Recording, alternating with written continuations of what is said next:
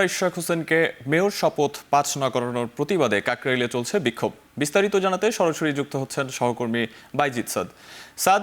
তারা কি সারা রাতই সেখানে অবস্থান করবেন এবং সেখানকার আইন শৃঙ্খলা পরিস্থিতি কেমন দেখছেন জানাবেন।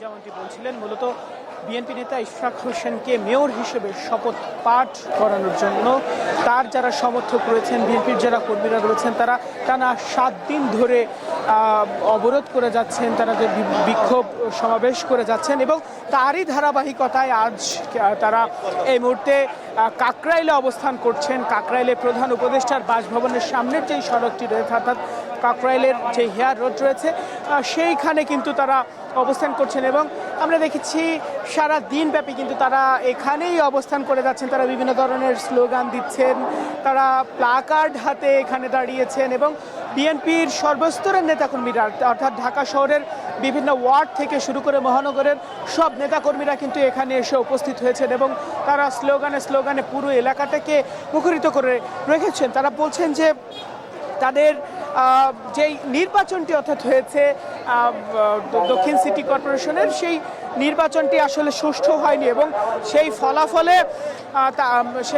ফলাফলে ব্যারিস্টার তাপসকে মেয়র হিসেবে ঘোষণা করা হয়। তবে এই যে ঘোষণাটি হয়েছিল এটি আসলে ঠিক ছিল না, এই জন্য কিন্তু তারা এ বিষয়ে আপিল করা হয় এবং আপিল বিভাগের রায় অনুযায়ী গেজেট প্রকাশও কিন্তু হয়ে যায়, যাতে করে ইশরাক হোসেনকে শপথ পাঠ করানো হয় সেজন্য। কিন্তু তারপরও বিভিন্ন কারণে এটি হচ্ছে না বিধায় তারা কিন্তু এখানে অবস্থান নিয়েছেন এবং তারা বলছেন যে এটির পেছনে আসলে কোনো অদৃশ্য কারণ রয়েছে, যে কারণে আসলে মেয়র হিসেবে ইশরাক হোসেনের যে শপথ পাঠ সেটি আটকে রয়েছে। আমরা দেখেছি সন্ধ্যার পরই কিন্তু এখানে ইশরাক হোসেন এসে উপস্থিত হন এবং তিনি তার নেতাকর্মী যারা তার জন্য এই বিক্ষোভ করছেন, তার জন্য এই আন্দোলন চালিয়ে যাচ্ছেন, সেটির সঙ্গে সংহতি প্রকাশ করেন এবং তিনি সেখানে এসে বলেন যে এই অন্তর্বর্তী সরকারের মধ্যে কয়েকজন উপদেষ্টা রয়েছেন যারা বিএনপিকে ক্ষমতায় না আসতে দেওয়ার জন্য পায়তারা করছেন এবং সরকারের ভেতর থেকে আসলে বিচার বিভাগকে হস্তক্ষেপ করা হচ্ছে, এমনও কিন্তু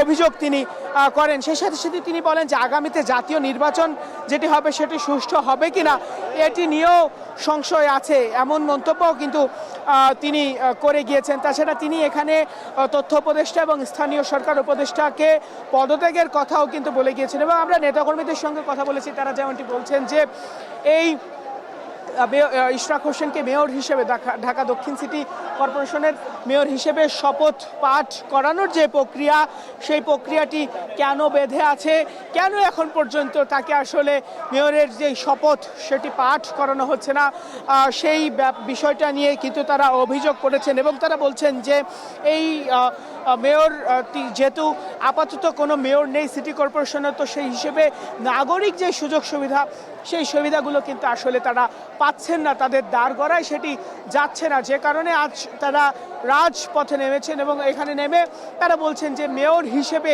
ইশরাক হোসেনকে শপথ পাঠ করাতেই হবে, তা না হওয়া পর্যন্ত আসলে তারা এখান থেকে যাবেন না। তারা আলটিমেটাম দিয়ে দিয়েছেন, তারা এখানেই অবস্থান কর্মসূচি পালন করবেন। এই ছিল আমার কাছে সবশেষ।